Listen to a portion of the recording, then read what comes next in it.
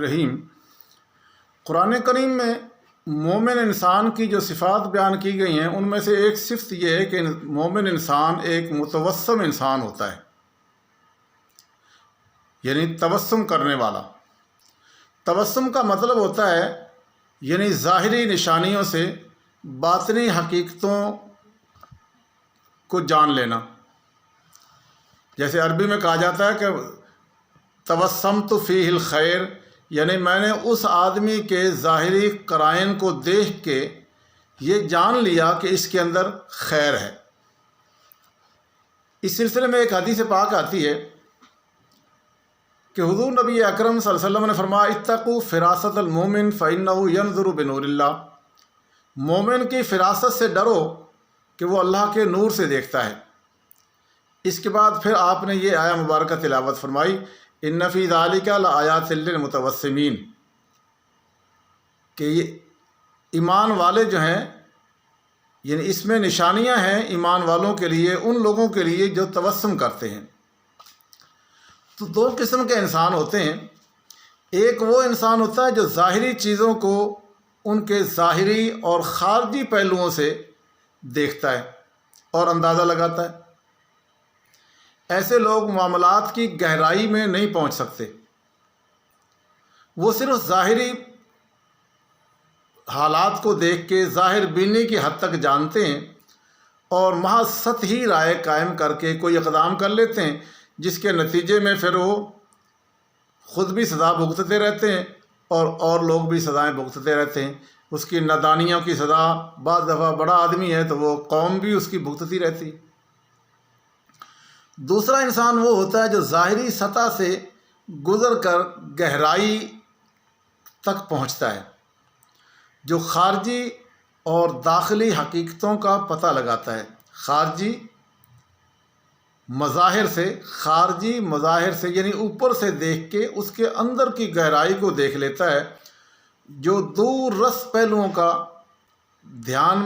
کو دھیان میں رکھ کر اپنی عملی منصوبہ بندی کرتا ہے۔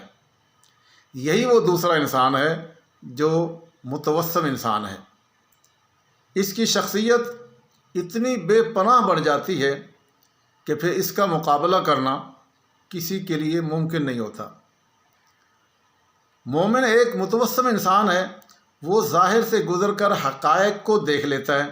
یہی اللہ تعالیٰ کے نور سے دیکھنا ہے، کیونکہ اللہ کی نگاہ ظاہر کو پار کر کے باطن کا احاطہ کر لیتی ہے۔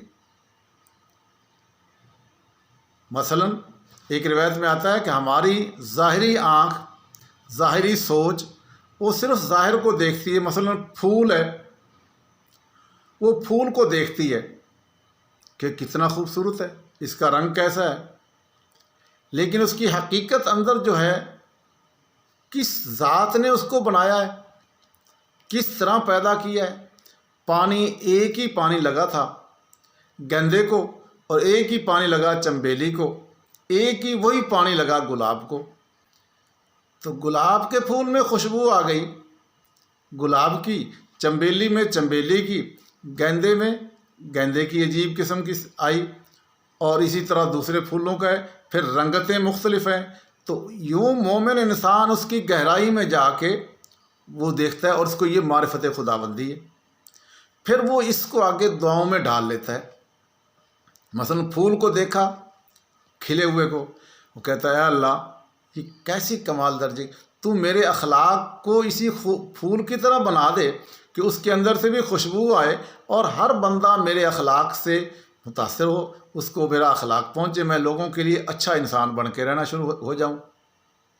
یوں ہی وہ اگر کسی درخت کو دیکھتا ہے جس کے پتے جھڑ گئے ہیں، وہ ایک ڈھونڈ کھڑا ہے، تو وہ اس کو دیکھ کے وہ کہتا ہے کہ اے اللہ میں بھی اس درخت کی طرح ڈھونڈ ہوں، میرے اندر کوئی کمال نہیں ہے، جو کچھ کمالات تھے نا، جس طرح اس درخت کو پتے، پھل، پھول تو نے لگائے تھے، حقیقت میں یہ ڈھونڈ ہے، اسی طرح میں بھی کسی کام کا نہیں ہوں، میرے اندر جو کمالات ہیں یہ سب تیری ہیں، تیری عطائیں ہیں، مال ہے، حسن ہے، صحت ہے، اولاد ہے، علم ہے، جو کچھ بھی میرے پاس ہے اے اللہ یہ سب تیرا ہے۔ تو اسی طرح وہ اگر گرمی کو دیکھتا ہے آئی تو گرمی کو تبسم میں دعا میں تبدیل کرتا ہے. وہ کہتا ہے اے اللہ اس دنیا کی گرمی کو برداشت کر سکتا ہوں، کر لوں گا، میرے اندر ہمت تھوڑی بہت ہے، لیکن اے اللہ آخرت کی گرمی مجھ سے برداشت نہیں ہوگی. اے اللہ اس دن مجھے معاف کر دینا، اس دن تو اپنے عرش کے سائے کے نیچے مجھے جگہ عطا کر دینا. یوں وہ ہر کام کے اندر دیکھ کے تبسم کر کے اس کو دعا میں ڈال لیتا ہے. وہ جب کھانا سامنے آتا ہے تو وہ صرف روٹی کو سالن کو نہیں دیکھتا، وہ گہرائی کے ساتھ دیکھتا ہے کہ اللہ یہ میرے اللہ نے کیسے گندم کہاں اگائی، کہاں گھی بنا، کہاں مرچیں پیدا ہوئی، کس نے بڑھائی، وہ ساری اکٹھی کر کے اب کھانے کی صورت میں میرے سامنے لے آیا میرا اللہ.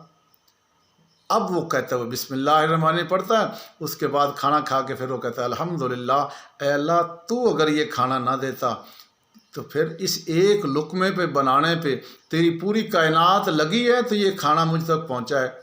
اب وہ شکریہ کرتا ہے الحمدللہ. اس میں یہ انتہا جلدے کا عاجز ہو جاتا ہے. جب وہ بار بار اس طرح کرتا ہے، پریکٹس کرتا رہتا ہے، تو پھر اللہ تعالیٰ اس پہ یہ حقائق کھولنا شروع کر دیتا ہے. وہ ایک بے پناہ انسان بن جاتا ہے.